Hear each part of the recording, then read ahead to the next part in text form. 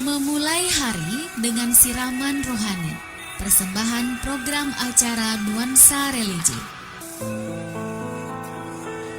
Ya, begini Pak Ustaz, ini tentang permasalahan pernikahan. Nah, memang sering kita terkendala biasa mungkin karena status sosial. Nah, bagaimana Pak Ustaz seharusnya dalam tuntunan agama? Pak Ustaz, silahkan. Perlu kita paham, nikah dalam Islam adalah suatu ibadah. Bahkan Rasulullah memerintahkan kepada kita agar pernikahan itu dipermudah dan perceraian itu dipersulit. Ya, jangan terjadi sebaliknya. Kita hanya mempersulit pernikahan dan mempermudah perceraian. Ini hal yang terbalik. Jadi, kalau hanya perbedaan status sosial sehingga pernikahan dipersulit, ini sebenarnya tidak sesuai dengan konsep ajaran Islam yang sebenarnya. Ya, sepanjang seseorang itu memiliki keagamaan yang baik, maka ini yang pantas kita jadikan pasangan hidup, ya. Karena yang paling ditekankan Nabi adalah pasfar bizati din taribat yadak. Pilihlah karena agama, ya. Karena dengan agama pasti kamu beruntung. Raga bersimpu. Nuansa Religi hadir setiap hari pukul 5 waktu Indonesia Tengah. Nuansa Religi, hangatkan kalbu, damaikan jiwa, penuh berkah di hati. Hanya di Radio Peduli Parepare. Tiada yang melebihi.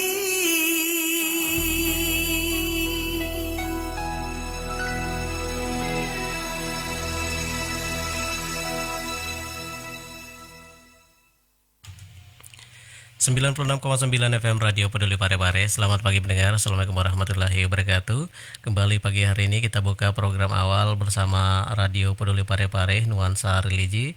Hadir bersama Bapak Ustadz Raya Mangsi pagi hari ini untuk edisi Jumat 9 Juli 2021. Dan pagi hari ini kita sapa narasumber kita. Selamat pagi. Assalamualaikum warahmatullahi wabarakatuh, Ustadz. Waalaikumsalam warahmatullahi wabarakatuh. Sehat Pak Ustadz ya? Alhamdulillah. Baik, untuk Anda pendengar Radio Peduli Parepare, seperti biasa nantinya kita undang Anda untuk ikut interaktif bersama kita di 0811459969 atau yang saat ini lagi menyimak kita lewat Facebook Live, boleh di kolom komentar nantinya opini atau pertanyaan Anda seputar tema yang kita angkat untuk pagi ini adalah sikap intuitif dalam mendidik anak. Silakan Pak Ustadz. Iya. Assalamualaikum warahmatullahi wabarakatuh. Alhamdulillah wa syukurillah, la haula wa la quwata illa billah. Allahumma salli ala Muhammad wa ala alihi wa ashabihi ajmain.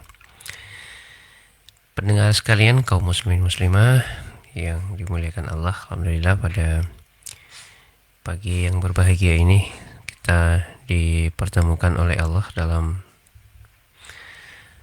suasana Jumat. Ya, kita Jumat pagi, Jumat cerah, penghulunya hari. Semoga pagi ini kita tetap dalam lindungan Allah dan insya Allah rahmat rahimnya Allah senantiasa tercurah kepada kita semua. Salam selawat kepada junjungan kita Muhammad sallallahu alaihi wasallam, Nabi yang telah membawa kita dari alam yang gelap gulita ke alam yang terang benderang. Pendengar sekalian yang dimuliakan Allah, insyaallah pada pagi ini kita ingin membincang satu judul yang lain, meskipun tetap dengan tema sentral kita mendidik. Sikap intuitif, intuisi, mengandalkan intuisi kita dalam mendidik. Secara sederhana kan kalau kita berbincang tentang intuisi itu melakukan sesuatu dengan dasar keyakinan. Jadi kadang-kadang kita tidak punya pengetahuan yang apa yang akan terjadi, tapi karena dasarnya adalah yakin aja bahwa itu bisa dilakukan, itu bisa dijalankan, itu akan memberikan manfaat yang baik, maka itu kita lakukan. Jadi satu sikap penyerahan sesungguhnya, kalau bahasa agama kita, penyerahan secara totalitas kepada Allah atas apa yang akan terjadi pada diri kita. Karena kita kadang-kadang mengatakan kita tidak punya pengetahuan tentang itu. Nah, pendengar sekalian, ternyata memang Al-Quran itu mengisahkan juga memang tentang satu proses pendidikan yang kemudian dilakukan oleh beberapa orang yang mengandalkan sikap intuisinya. Meskipun pada hakikatnya jauh sebelumnya kan memang sudah dikasih petunjuk oleh Allah. Jadi dikasih petunjuk semacam apa kita bahasakan ilham ya. Diilhamkan oleh Allah, dikasih petunjuk oleh Allah untuk melakukan sesuatu. Jadi ada satu keyakinan. Maka kalau kita membincang bahasa intuitif dalam bahasa Al-Quran itu sesungguhnya adalah memang satu tanda yang kemudian kita baca yang sesungguhnya kita tidak punya pengetahuan tapi kita yakin bahwa itu akan memberikan dampak yang baik dalam kehidupan ini. Nah, orang biasa mengatakan ya itu perasaan saja ya, saya hanya mengikuti perasaan saya ya, saya hanya mengikuti perasaan saya. Padahal sesungguhnya itu adalah bagian dari bahasa hati pada prinsipnya, satu bahasa hati yang muncul pada diri kita lalu kita melakukannya dan yakin kita kepada Allah bahwa itu akan memberikan dampak yang baik pada kita. Nah, ternyata ketika melihat ini dalam proses pendidikan anak itu bisa kita lihat dalam dua wujud ya, dua model yang diperankan oleh siapa? Maryam ya, bunda Nabi Isa dan kemudian ibundanya Nabi Musa. Jadi mereka ini kan ketika misalnya Nabi Musa itu pada masa itu kan masa Fir'aun, di mana semua anak laki-laki yang hadir karena berdasarkan informasi para ahli nujum ya mungkin waktu itu, bahwa kekuasaan Fir'aun itu akan tumbang ya, kekuasaan Fir'aun dan tumbang itu dari anak laki-laki Bani Israel. Maka Fir'aun itu kemudian mengambil sikap semua anak laki-laki dari Bani Israel, dari kaum Bani Israel yang lahir itu harus dibunuh. Maka pada saat itulah kemudian timbul satu gerakan memata-matai, ya bahasanya memata-matai, mengintimidasi seluruh ibu-ibu hamil itu di dalam pemantauan pemerintah, tentara ya, tentara kerajaan waktu itu. Jadi semua dipantau, ibu-ibu hamil itu kalau anak yang lahir laki-laki langsung dibunuh, tapi kalau perempuan tidak. Karena khawatir sekali lagi berdasarkan apa yang ada perkiraan para ahli nujumnya Fir'aun itu bahwa kekuasaan Fir'aun itu nanti akan runtuh dari seorang bayi laki-laki, seorang anak laki-laki dari kaum Bani Israel. Maka semuanya waktu itu. Nah, ibu Musa yang kemudian pada saat itu juga sementara mengandung ternyata kan dilindungi oleh Allah ya, bahasa kita dilindungi, bahasanya paling enak dilindungi oleh Allah. Nah, ini semua adalah ilham, semua petunjuk Allah, terlindungi oleh Allah, lalu melakukan satu upaya sehingga tidak ketahuan bahwa dia hamil, mengandung. Nah, ketika Nabi Musa itu lahir kan diberikan lagi satu petunjuk, dihanyutkan ke Sungai Nil. Nah, ketika dihanyutkan ke Sungai Nil itulah kemudian Nabi Musa itu diambil oleh istri Fir'aun ya, istri Fir'aun. Nah, pendengar sekalian yang dimuliakan oleh Allah, proses menghanyutkan anak itu oleh ibunya Musa itu adalah satu sikap intuisi sebenarnya. Satu sikap yang meyakini bahwa dengan menghanyutkan anak itu, meskipun dalam posisi ragu-ragu, meski Al-Quran menjelaskan banyak kepada kita beberapa hal, bahwa memang Allah ya mewahyukan kepada ibunya Musa untuk kemudian menghanyutkan anak itu dan dijamin oleh Allah akan keselamatannya. Diingatkan oleh Allah kepada Nabi Musa, jangan ragu ya, anakmu itu akan selamat dengan cara seperti itu.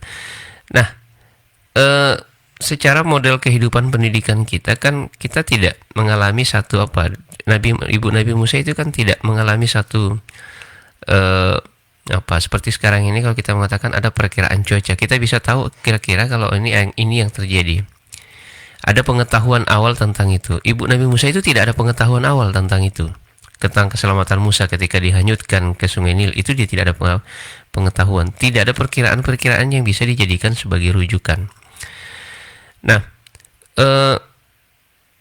dalam konteks ini bahwa sepenuhnya ibu Nabi Musa itu menyerahkan totalitas anaknya, keselamatan anaknya itu kepada Allah.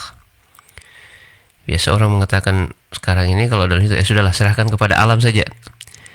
Pokoknya sudahlah, nanti alamnya mengatur ya. Nanti alamnya mengatur. Itu bahasa biasa muncul hari ini. Biarkan saja alamnya mengatur seperti apa sesungguhnya. Nah, demikianlah ibu Nabi Musa itu kemudian menghanyutkan anaknya itu ke sungai ini, lalu anaknya itu diambil oleh istrinya Fir'aun, Aisyah itu, ya, satu istri yang beriman, bertakwa, yang soleha ya. Tapi suaminya kafir kayak gitu. Ya kan, suaminya kafir. Nah, itu bisa terjaga, kemudian diambil. Lalu kemudian dalam ceritakan kisah selanjutnya kan Fir'aun sendiri yang mencarikan ibu susu ya. Nah, ternyata kan yang cocok dengan anak itu ya ibunya sendiri. Nah, pendengar sekalian, dalam kehidupan ini memang ketika misalnya teori-teori kehidupan, teori-teori pendidikan itu sudah kemudian kita lakoni, kita jalani dan sebagainya. Tetapi kadang-kadang kita bertemu dengan sesuatu yang kadang kita tidak tahu sesungguhnya apa. Disitulah sikap intuisi kita harus berjalan. Sikap intuisi sesungguhnya pada satu sisi kita sebutkan dengan tawakal. Ya. Bisa kita sebutkan dengan bahasa lain tawakal, berserah diri kepada Allah secara totalitas. Meskipun biasa dalam penjelasan tawakal itu bisa diambil ketika kita sudah berupaya dengan secara maksimal, maka hasilnya kita serahkan kepada Allah, itulah tawakal. Tetapi Nabi Musa pun dalam proses itu sudah proses menyelamatkan bayi Musa ini oleh ibunya, yang kemudian ibunya tawakal kepada Allah, menyerahkan totalitas keselamatan Nabi Musa kepada Allah. Nah, bahwa kemudian proses pendidikan, kalau kita bawa hal ini ke dalam dunia pendidikan secara real, maka kita ingin mengambil satu sikap bahwa ketika semua proses-proses kita lakoni, kita jalankan berdasarkan teori-teori pendidikan yang ada dalam mendidik anak, tetapi kemudian yang kita harapkan itu tidak sesuai dengan apa yang ada, maka disitulah sikap intuisi kita muncul. Proses penyerahan secara totalitas kepada Allah atas anak kita, anak didik kita. Lah, kita sudah berupaya mendidik dengan baik menurut kita. Kita sudah berupaya melakukan upaya dengan baik berdasarkan teori-teori pembelajaran atau teori pendidikan yang kita pahami. Tetapi ternyata antara teori yang kita pahami dengan fakta yang kita alami itu tidak sejalan seiring. Tidak sesuai antara teori, atau bertolak belakang antara teori yang dipahami dengan kenyataan yang kita alami. Nah, disinilah pendengar sekalian yang dimuliakan oleh Allah Subhanahu wa Ta'ala, sikap kita, intuisi kita itu bekerja, menyerahkan sepenuhnya kepada Allah, bahwa Allah akan memberikan satu jalan kepada anak itu.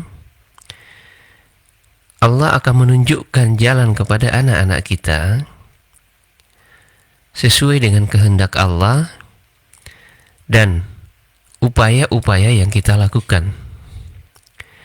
Sehingga ini menjadi satu titik akhir ya, saya mengatakan ini menjadi satu titik akhir dalam proses pembelajaran dan pendidikan yang kita lakukan kepada generasi kita. Karena sehebat apapun semua yang kita lakukan, itu intinya nanti akan kembali kepada Allah. Semuanya akan kembali kepada Allah. Kenapa? Secara filosofi manusia itu berdasar dari Allah dan akan kembali menghadap Allah. Maka ketika kita tidak merasa mampu, ya bahasa kita, ketika semua kita sudah lakukan ternyata kita merasa tidak mampu, maka di situ kita kembalikan kepada Allah. Disitulah berlaku istilah doa, ya kan? Disitulah berlaku istilah doa. doa yang kemudian mengiringi proses pendidikan yang kita lakukan kepada generasi-generasi kita. Kaum muslimin muslimah yang dimuliakan Allah, yakinlah bahwa setiap kita itu kan senantiasa mengharapkan generasi-generasi kita itu menjadi generasi-generasi yang bermanfaat. Nah, karena kita menghendaki generasi kita menjadi generasi yang bermanfaat, maka berbagai upaya biasa kita lakukan, biasa orang tua lakukan agar anaknya itu memiliki nilai plus. Contoh, misalnya anak itu supaya dia ranking misalnya di kelas, maka orang-orang tua itu kasih biasanya ada les-les tambahan ya, panggil guru-guru privat datang ke rumah untuk kemudian mengajari anak-anaknya, sehingga pembelajaran itu kelihatan lebih baik, lebih menguatkan.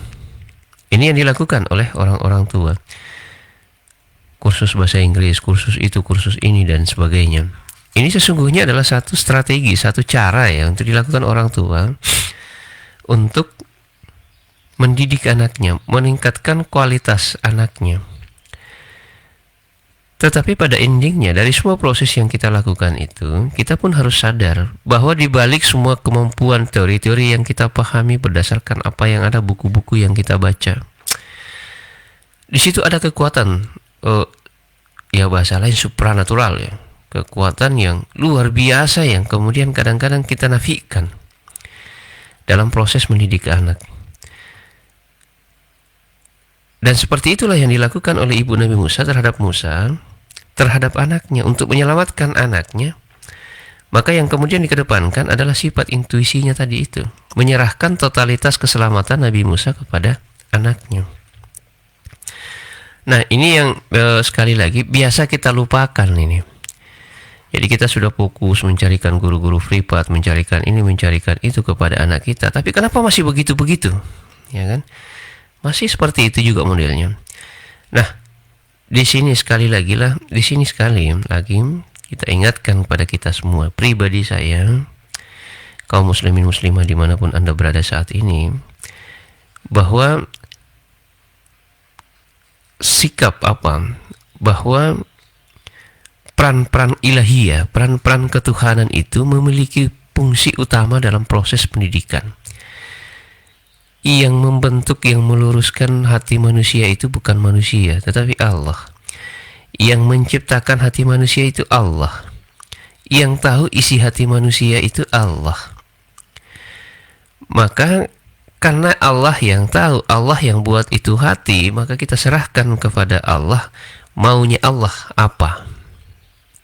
Sambil kita ada upaya antara maunya kita dan maunya Allah, antara kemauan kita, upaya yang kita lakukan dengan kemauannya Allah, itu bisa berjalan seiring. Lalu biasa kita mengatakan kan jangan sampai maunya Allah yang jelek kan? Ingat, kita selalu sudah sampaikan bahwa memang dalam tubuh manusia itu kan Allah memang mengilhamkan sifat baik, sifat buruk dan sifat baik. Ada kebebasan di situ. Nah, ketika kita orang tua mengharapkan anak kita itu baik, lalu melakukan perbuatan-perbuatan yang baik, tindakan-tindakan yang baik, mencontohkan keteladanan yang baik dalam kehidupan ini, lalu kemudian kita serahkan kepada Allah, maka sikap itu kemudian menjadi satu pendukung ya, menjadi satu pendukung atau kolaborasi antara satu sikap kebaikan yang ditanamkan Allah dengan kebaikan yang kemudian kita lakukan, itu yang akan bertemu. Tetapi kalau kemudian hal sebaliknya terjadi, kita teladankan anak kita itu perbuatan yang tidak baik, tetapi kita mengharapkan anak kita itu baik, maka yakin dan percayalah pendengar sekalian yang dimuliakan Allah, harapan kita anak itu baik, tetapi karena kita tidak menteladankan jiwa yang baik, ya kan? Tidak menteladankan jiwa yang baik, kita serahkan bagaimanapun itu kepada Allah. Jadi sikap intuisi ini sesungguhnya adalah satu sikap akhir dari satu proses pembelajaran. Kita sudah melakukan upaya maksimal, anak kita ternyata tidak maksimal ya. untuk membaiki dia, maka disitulah boleh kita menyerahkan dirinya secara totalitas kepada Allah. Maka insya Allah dalam posisi yang demikian itu kemudian sikap itulah kemudian yang akan dijawab oleh Allah, ya kan? Maka ilham kebaikan yang dimasukkan ke dalam kita itu yang diluruskan oleh Allah, ditetapkan oleh Allah sebagai bagian dari proses pendidikan yang kita lakoni. Saya pikir dulu Pak Bung Reza. Baik, mendengar Radio Peduli Parepare yang saat ini masih setia mendengarkan kita lewat 96,9 FM atau yang saat ini menyimak kita lewat Facebook Live ya. Terima kasih banyak atas kebersamaan Anda. Dan saat ini kita masih ditemani Bapak Ustadz Raya Mangsi dengan satu tema kita pagi ini adalah sikap intuitif dalam mendidik anak. Baik, untuk yang saat ini masuk via telepon ya silakan. Dan kita coba angkat dulu teleponnya Pak Ustadz ya. Ada yang masuk sepertinya. Ya, selamat pagi. Assalamualaikum warahmatullahi wabarakatuh. Waalaikumsalam warahmatullahi wabarakatuh. Ya, baik, Gimana silakan. kabar, Pak Ustaz? Alhamdulillah baik Pak Basri. Kita masih sempat dipertemukan ini, Pak Ustaz. Alhamdulillah. Alhamdulillah. Mudah-mudahan kita dalam keadaan sehat. Insyaallah. Itulah harapan kita, Pak Ustaz. Begini, Pak Ustaz. Iya. Terkait masalah pendidikan orang tua ya terhadap anak ini perlu kita menyikapi juga bahwa orang tua itu tidak ada satu pun orang tua ya kalau mendidik anaknya pas ke jalan yang baik. Tetapi apa yang dilakukan tidak sesuai apa yang diharapkan. Seperti tadi Pak Ustaz katakan ya. Jadi ketika kita mendidik anak Ustaz, karena ambisinya itu untuk mengarahkan kepada sifat-sifat yang baik, ya, tetapi masih juga tidak ada perubahan yang kita lakukan. Pertanyaannya di sini Pak Ustaz, apakah kita ini katakan sebagai orang tua gagal mendidik anak? Ya, dan apakah ini nanti dipertanggungjawabkan nanti di akhir kepada Allah Subhanahu Wa Taala? Sedangkan kita sudah pasrahkan kepada Allah segala sesuatu yang telah kita lakukan, kita pasrahkan kepada Allah. Dan Allah semuanya kita akan arahkan. Itu saja Pak Ustaz untuk sementara. Terima kasih. Assalamualaikum warahmatullahi wabarakatuh. Waalaikumsalam warahmatullahi wabarakatuh. Pak Basri tadi Pak Ustaz ya? Iya, baik. Terima kasih Pak Basri atas atensinya. Dan terkait dengan pertanyaan Pak Basri untuk pagi ini terkait dengan pendidikan anak, seperti yang kita ketahui bahwa semua orang tua ingin melihat anaknya berhasil Pak Ustaz ya? Karena tadi satu pertanyaan yang sempat ditangkap, karena ambisi orang tua biasanya tidak selamanya berjalan dengan baik yang seperti diharapkan. Nah, kalau seumpama ada anak yang salah jalan nih Pak Ustaz, seumpama apakah nantinya orang tua nih yang akan mendapatkan seperti mungkin dosa-dosanya? Iya, silakan Pak Ustaz. Mempertanggungjawabkan. Iya, mempertanggungjawabkannya. Ya, kita memang orang tua itu akan mempertanggungjawabkan dari perbuatan anak. Tetapi pertanggungjawaban yang kemudian kita dimaksudkan oleh Al-Quran sesungguhnya, dan kisah-kisah kan sesungguhnya banyak ya. Kita sudah bahas tentang kisah Nabi Nuh ya. Sampai anak istrinya saja itu tidak bisa diislamkan ya, tetap dipertanggungjawabkan oleh Nabi Nuh.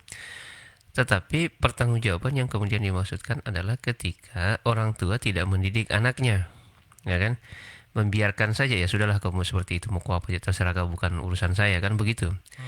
Itu yang akan dipertanggungjawabkan. Jadi sikap masa bodoh kita yang akan dipertanggungjawabkan. Nah, kalau kemudian kita sudah berupaya dengan sebaik-baiknya, tapi anak juga masih seperti itu, berarti kita sudah lepas. Tetapi satu hal yang perlu dicatat dalam sejarah, kan Nabi Nuh itu sampai detik akhir menjelang ajal pun juga anaknya ya, itu juga masih mengingatkan kepada anaknya. Untuk kemudian masih mengingatkan kepada anaknya bahwa tidak ada lagi tempat yang akan tahu, semuanya akan tertutupi oleh air. Diajak naik perahu. Ini kan satu tanggung jawab, satu bentuk tanggung jawab seorang anak apa seorang tua kepada anaknya, ya kan, satu tanggung jawab. Masih menginginkan anaknya itu selamat. Nah, oleh sebab itu upaya maksimal yang kita lakukan lalu kemudian tidak mendapatkan sesuai dengan harapan kita, maka disitulah kita serahkan kepada Allah. Sikap intuisi kita serahkan kepada Allah. Tetapi ya pendengar sekalian, jangan juga sepenuhnya ini kok kenapa saya mau anak ini seperti ini, kenapa anak tidak mau, tidak bisa. Nah, kadang-kadang orang tua yang tidak memahami jiwanya anak. Misalnya tadi kan anaknya itu, kalau kita ambil contoh yang paling enak ya, anak itu sukanya makan bakso, nah, kenapa dikasih nasi goreng? Ya sama-sama sih makanan, tapi kan bukan porsinya atau bukan keinginannya. Maka ketika seperti itulah, itu juga harus dipahami oleh kita semua ya, oleh kita semua dalam mendidik. Jangan sampai antara kebutuhan anak dengan apa yang kita berikan itu berbeda. Kan biasa orang tua, saya mau anak saya jadi dokter misalnya, tapi kan bukan potensinya di situ. Dia mungkin potensinya di guru, potensinya di wirausaha dan sebagainya. Kalau dipaksa menjadi dokter nanti malah tidak pas, ya kan? Lalu kemudian kita mengatakan, wah saya gagal mendidik anak. Belum tentu kita gagal. Tetapi anak itu memang punya punya memang kejiwaan yang harus diikuti, ya kan?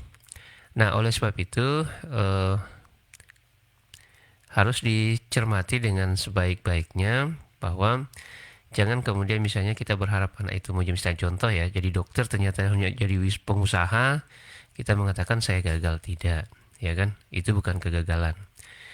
Sehingga kadang-kadang ada harapan orang tua, maunya orang tua begini, anak maunya begini. Nah, itu yang harus disinkronkan sebenarnya.